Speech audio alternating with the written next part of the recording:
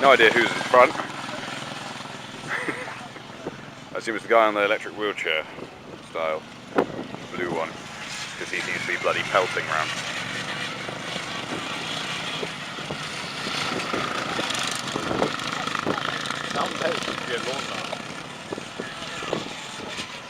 I mean, they have to take the blades off, I know that much. The other ones are fairly obvious. Again, I think that white one might be the winner at the moment, because he's bloody going.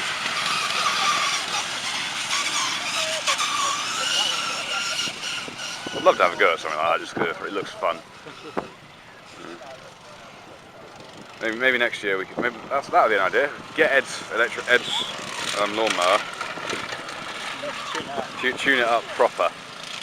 Yeah, like really proper. Yeah.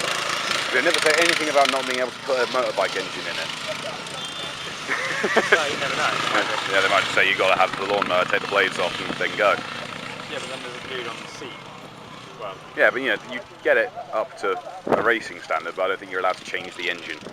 Yeah, I know. Saying that one. Because yeah, the one on the blue. I'd say that white one does look like fun. That one going around the corner there. Just, you know, when it gets to that straight, it's just off. That'd be a bit of fun. Yeah. Like I say, one thing I didn't hear, it seems. It's too bad this isn't open all the time. Having a massive rear tyres isn't a good idea. Hey. They're really blocky, Well, the one in the middle.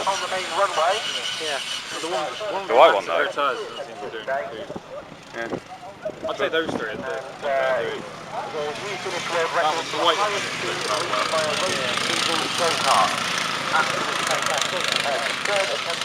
A road legal go-kart. Hello to Daniel Brown today, and also Mummy Brown as well. Hello to you.